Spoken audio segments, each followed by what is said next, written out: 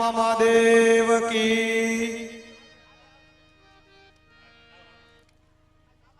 अवाज ना आव्यो वागड़वाळानो तो प्रकार होय मोरो न होय जे तो क्यांथी मोरी होय એટલે બધાય બે હાથ ઊંચા કરીને આપણે બધા જય બોલશું બોલીએ વિરમ મહાદેવ की खूब आनंदनी વાત આજે ચિત્રોડ મુકામે આ એક કહી શકીએ તો પુણ્ય ભૂમિ તપ ભૂમિ અને પૂજ્ય ભાણજીભાઈ એમના માધ્યમથી આ શિવ કથા અને એમનું દિવ્ય રસપાન કરાવતા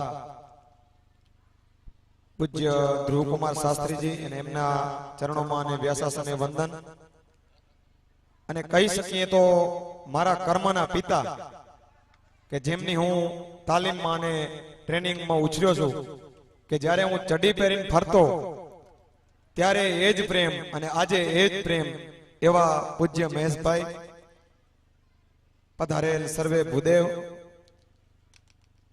ચિત્રોડની અંદર આ મામાદેવની જગ્યામાં તો મારે પહેલી વાર આવવાનું થયું પણ ત્યાં એક બાપા બેઠા હતા. અમે સવારે થોડાક વહેલા આવ્યા, તમે બાપા બે ચર્ચા કરતા હતા ત્યારે બાપાએ બધી જે મને વાતો કીધી, અહીંયાની જે અવિરત સેવાઓ ચાલુ છે અને જે બધી વાતો મને એમણે જણાવી એ ઉપર હું કહી શકું મારા બાપ કે આ છે ને સાચું સત્ય આ ભૂમિમાં દબાયેલું છે.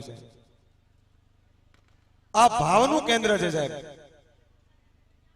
અને ભાવ ન હોય ને ત્યાં તો કૂતરું પણ નથી જતું.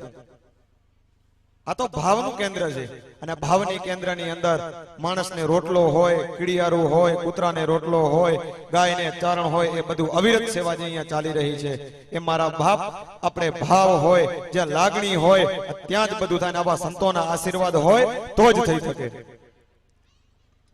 આપણે બધા વિચાર કરતા હોઈએ કે કથા અમે કરાવી, નવ કથાઓ કરી, અહીંયા અમે આ સેવાનું કાર્ય કરી રહ્યા છીએ તો આપણે તો ખાલી નિમિત્ત છીએ. આ કરાવનારા તો મામાદેવ છે ને કરાવનારો તો ઈશ્વર છે મારા બાપ. આપણાથી કાંઈ થઈ શકે ને આપણે તો કાંઈ ન કરી શકીએ.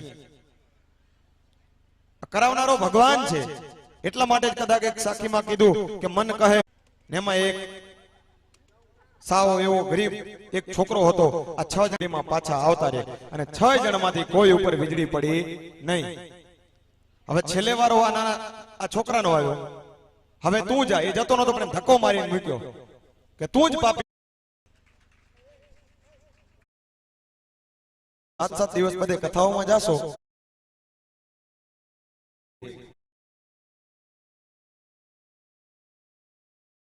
આ બધી મને ઘણીવાર મારા મિત્રો કહેતા હોય, ઘણીવાર મને મારા મિત્રો કહેતા હોય કે આ તું 7 દિવસ બધે કથાઓમાં જાશો એમાં તને શું વરે છે? એટલે મેં એને મારી ટૂંકી બુદ્ધિ પ્રમાણે જવાબ દીધો